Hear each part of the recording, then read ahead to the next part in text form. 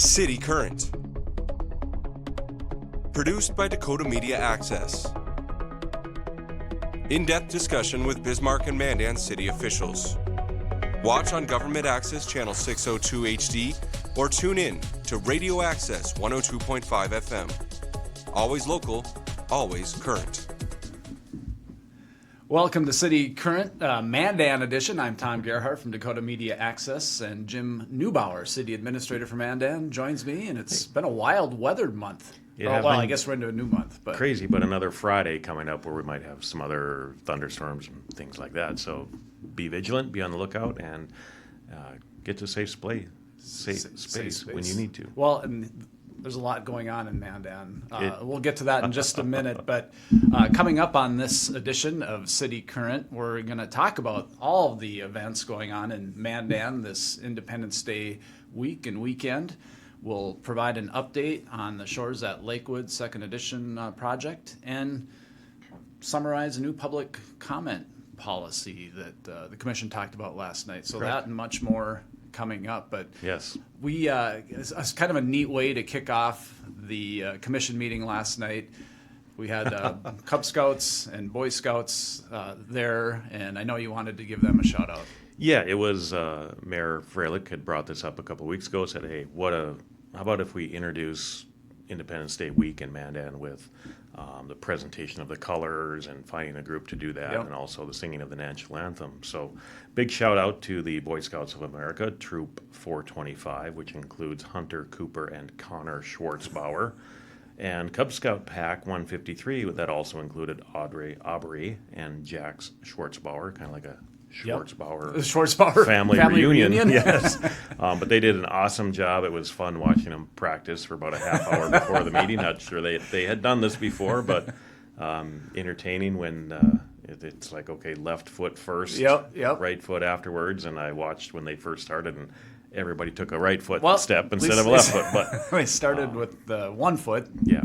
But I think they did an awesome job, and great idea from Mayor Freilich to say, hey, let's do something different. It's a big time in Mandan, and it doesn't often happen when we have the first Tuesday of the month for our regular meeting to be on the 1st of July, which kind of kicks off everything in town. And I think we have a photo. I don't know if we popped it up yet, but just to show those young men and women in action. And like you said, it was just kind of a neat way to incorporate young community members and give them a little exposure and a little practice. And I'm sure they were very nervous leading up. They were a little nervous, not knowing quite what to do, but their troop leaders got them lined up in line and ordered, and everything went off very well. I want to also thank Carrie Schmidt, our communications specialist, who spent a number of hours finding and lining folks up to do this. And also when we had the national anthem sang by Lynn Zachmeyer. So trying to find someone to do that is always, you're doing it a cappella, you're doing it in a room that is not really acoustically great, but thought she did a fantastic job too. So just, again, a neat way to start. Yeah, really nice, just nice touches to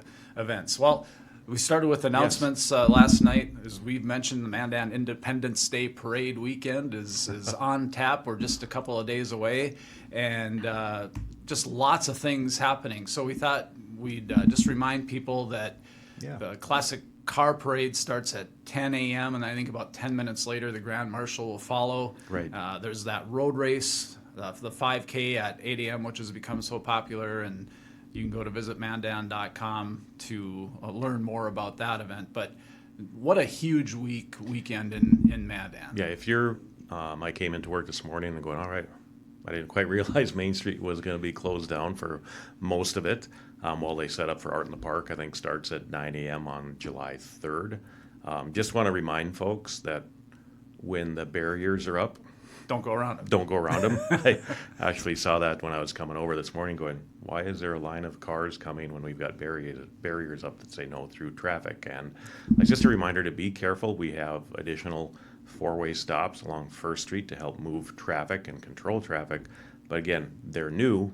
Yep. They're not up very often, so slow down, pay attention, and watch for pedestrians because there's going to be a lot of them.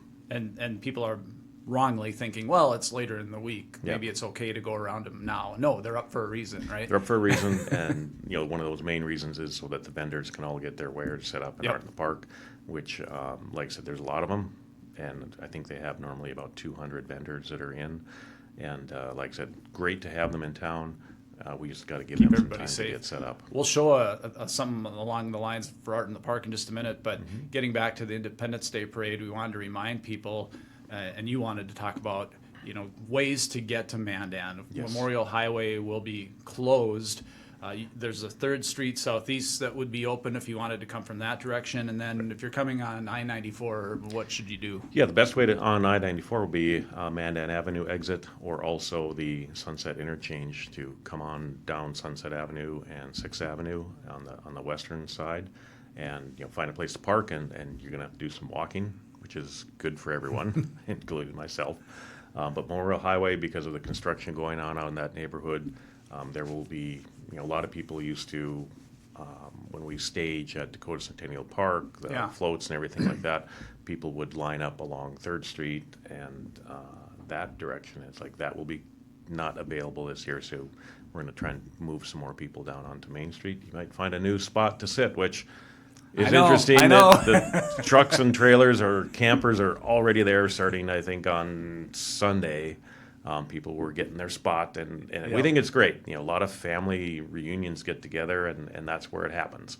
And so those are awesome things, and participate in a safe manner and watch the parade and take part in the activities that are going on all around town, including, the rodeo. I think they had Slack running on July 1st in the afternoon, and performances on the 2nd, 3rd, and 4th. Yeah, and probably just be a little patient, allow Yes. a little extra time, right? And I know everybody gets excited and traffic can be frustrating, but just kind of take a deep breath. And We want to say that especially in Dakota Centennial Park area for Yeah. all of the events that are going on there. There's road construction on Memorial Highway. It's not we don't have 4 lanes moving at the same time like they normally do. So when you're exiting at night after the rodeo or after the performances, patience, be calm, be safe, and you will get to your destination in a great manner. you mentioned Art in the Park. We have a graphic for that too, just to remind people, a little visual reinforcement that Thursday from 9 to 7 and Friday from 9 to 5 are the hours. And you mentioned over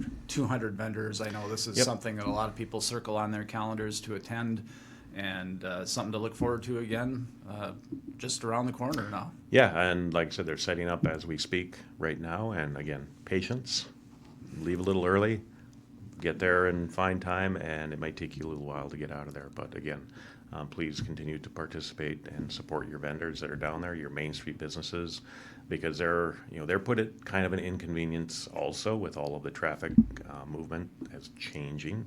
But remember those folks too. Remember our folks out on the Strip, and patronize those businesses as traffic moves through those too. We have a graphic that was shown in the commission meeting last night too, just again to reiterate, places you're not able to park, they're in the red. So just a heads up as you're heading over to Mandan to participate, and knowing where you can and cannot be. Yep, and I think visit mandan.com has a lot of maps up. We'll show you where you can go, where you Yep. can't go, and things like that. But again, we encourage folks to participate and come on down. We're inviting you. We're welcoming you. Throw a shout out to those businesses that have taken the time and made the extra effort to, whether it's cleaning their windows on the outside, pulling weeds in the sidewalks, and things like that. Just a thank you to them for doing what they can to show off their place of business in downtown Mandan. And along the whole parade route, we think it's important that people. It's a great time to spiff it up. Yeah. If you're looking at, well, should I pull the weeds today or tomorrow? How about today? Today is a good Would be a great day to do that. And again, a big shout out to those folks that have taken the extra effort to do that. So we like to think they take pride in their community, as we all do, and it really shows during this time of year. And you mentioned Mandan Rodeo Days. We wanted to pop that up too. That runs the 2nd through the 4th. So tonight, and for a complete list of events, you can go to mandanrodeo.com. Right. But just heavy hitter event after heavy hitter event in Mandan this week. All kinds of things going on, and we can't do this without the support of all of our sponsors for all of the events and things like that. And also, there's a lot of work that goes on behind the scenes. There are many plans in place this year, as there have been in past years, to keep all of our spectators safe. We like to call them the things that you don't notice. Yep. But we know that they're there to try and make sure that everyone has a safe 4th of July event, whether it's at the rodeo, whether it's downtown.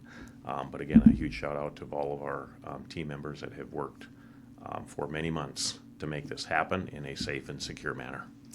Following the agenda, old business, consider the development agreement for the Shores at Lakewood Second Edition. Last commission meeting you met, I think there were 4 items that you and the Right. developer were trying to iron out, and had a couple of weeks, went back to the drawing board. And A couple weeks to do that, and I think those 4 items, developer asked for some things to be special assessed in this project, and we had kind of said no.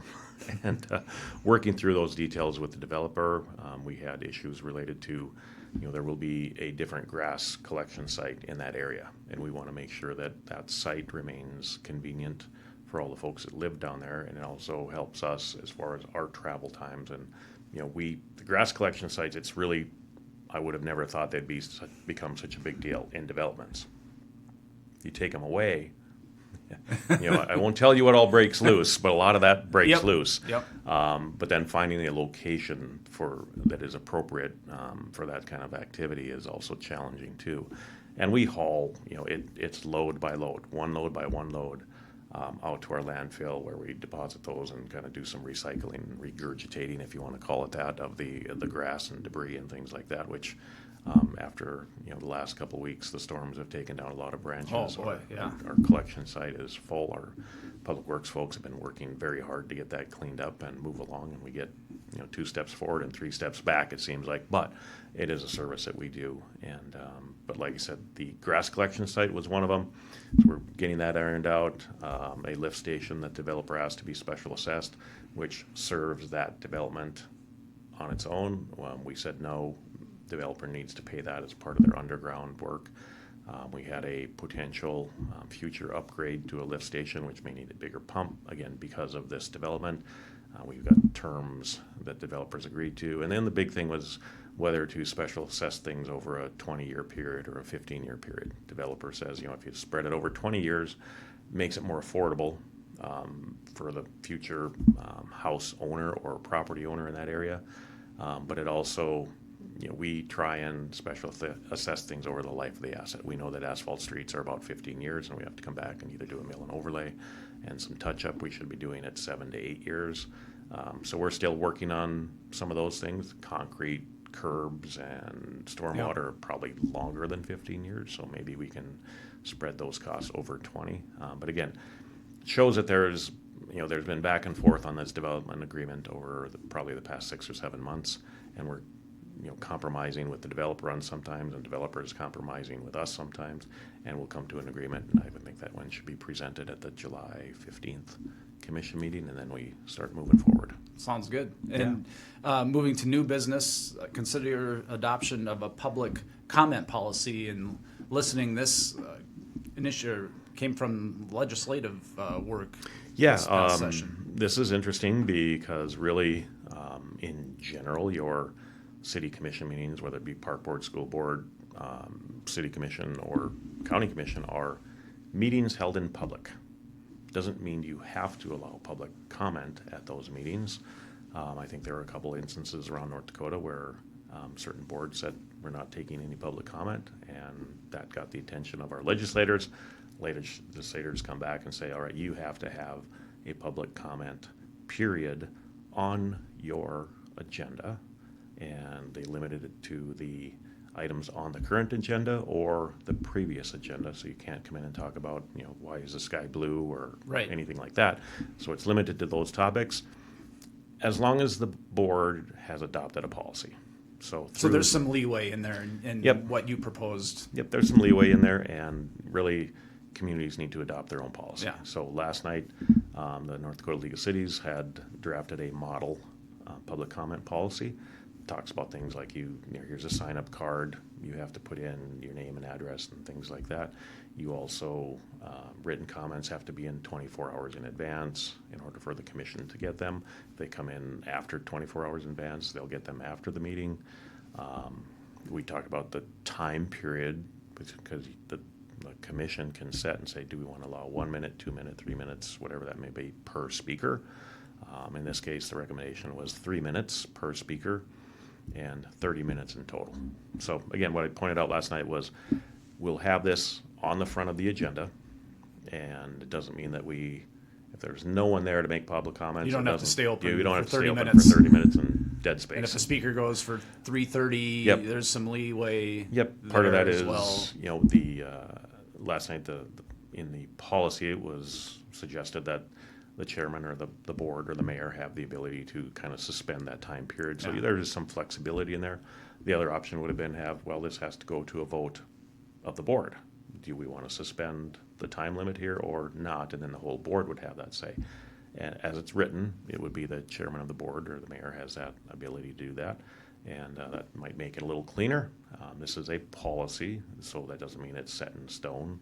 The board can certainly find out what's working and what's not working later on. And different communities will set different time limits. Maybe it's a 15-minute period for public comment. Maybe it's 2.5 minutes per speaker. But in this case, our choice was 3 minutes and 30 minutes in total. So There was a good question. I forget which commissioner brought it up, but just about the idea of remote, right. being able to log in remotely. And it sounds like you've got to consider that a little bit more. Right. You So would we've- like people to be there. Yeah, we like people to be there in person, and I think the board expressed that last night. We have posed that question through our contacts around the state to say, okay, what are other communities doing? We know that several communities after COVID, it was like everyone was Zooming in or Teamsing in or however electronically getting into a meeting. We've continued to do that through the assistance of Dakota Media Access. Some entities are saying, nope, you have to be here in person. We're not going to provide that option for folks to attend electronically unless it's a commissioner. So that part we'll work our way through and get some other feedback from like what are other communities doing, and so we've started that process already. So it may come back for some revisions, but again, it's a policy that the board could certainly change Continue at any to time. See how it adjust works. and adapt if necessary moving forward. Under resolutions and ordinances last night, I mean, 4th of July, we love to celebrate our independence, and Yep. fireworks are a big part of that. But just wanted to remind people in Mandan, first of all, I guess it was a second consideration of Ordinance 1468 Right. and a clarification there. And what was that clarification? Yeah, that clarification really adopts or makes certain that everyone knows it is from noon on July 3rd till midnight and noon on July 4th until midnight. And those are changes and compromises that the board has made over the years. We know that by state law, folks can buy fireworks, right? Starting, I think, June 26th or 27th, which makes it really tough on enforcement when we only allow them the 3rd and the 4th. And Right. so that's what this codification was done to make sure that, okay, it is noon to midnight and noon to midnight, and other than that. And the board has chosen to do that over the years based on feedback they've received from citizens saying, hey, can we not be going to 1 o'clock in the morning or 2 o'clock in the morning? We do allow 1 in the morning on New Year's Eve, so I think it's 6 p.m. to 1 a.m. on New Year's Eve. Go ahead and shoot your fireworks off in a snowstorm, but for the 4th, it's noon to midnight. And we have that graphic too, so you can take a screenshot or whatever you want Yep. to do. But there it is, July 3rd and 4th, noon to midnight, 11:59 p.m. I guess midnight's technically the next day, but And we know were folks shooting fireworks off last night? Yes, fully get it. We can't be everywhere at all times. Right. If you want to go talk to your neighbor and say, hey, fireworks are noon to midnight on the 3rd and the 4th, not July 1st. But again, they were minimal last night that I heard from my residents, so that was good. But again, it's a matter of, this is a compromise. If folks abuse, and all of a sudden there's all kinds of things happening on July 1st and July 2nd, and the commission always had that option to say it's going to be July 4th only, and we're not going to allow them on the 3rd. So some people are happy with that change, some people aren't, but we're trying to do the best for the community as a whole. So again, it's a matter of please be respectful of what the ordinance says, be respectful of your neighbors who, they may not want fireworks going off on July 2nd. So hit them on the 3rd. well, that basically wrapped up. And I know The meeting lasted, what, 26 26 minutes or last something night? like that. So you were back on the golf course by... I wish, but I wasn't You last were night. working, Got out of there all right. about an hour after that, which is perfectly great. But again, I know Mayor Freilich said that they've been in office for now a year with. He did mention that, yeah. Freilich and Commissioner Schobert were elected a year ago, and Commissioner Heinschon came in a little bit after that. But great folks to work with, very involved, and in essence want to do the right thing, and that is certainly reflective of the commission meetings over the past year, and has been in the past. So it's not something new.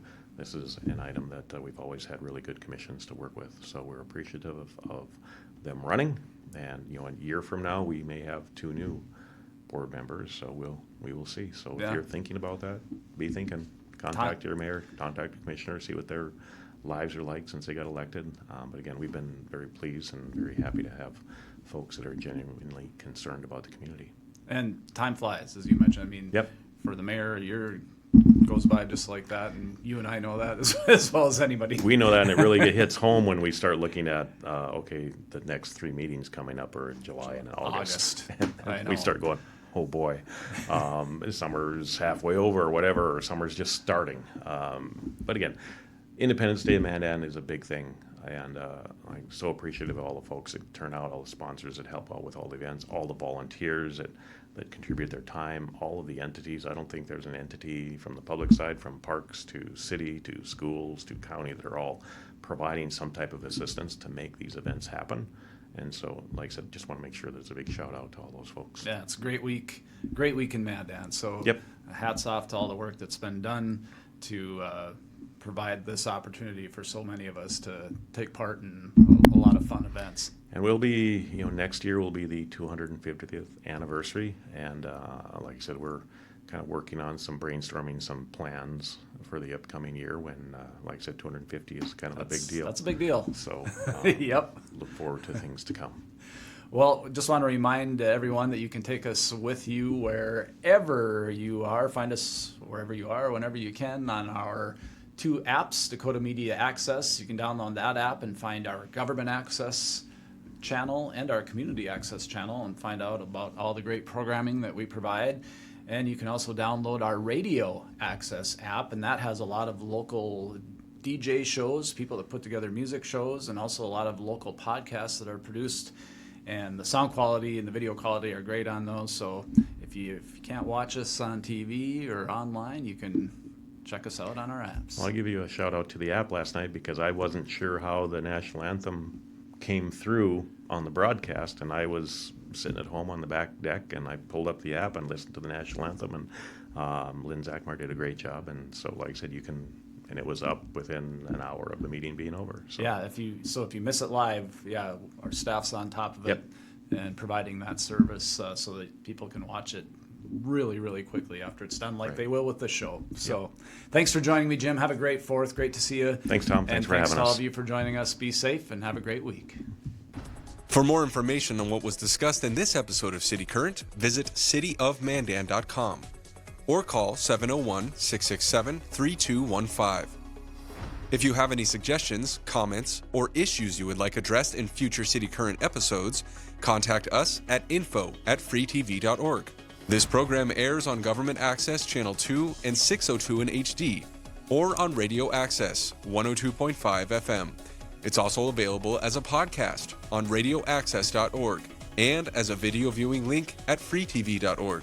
Thanks for tuning in to this edition of City Current.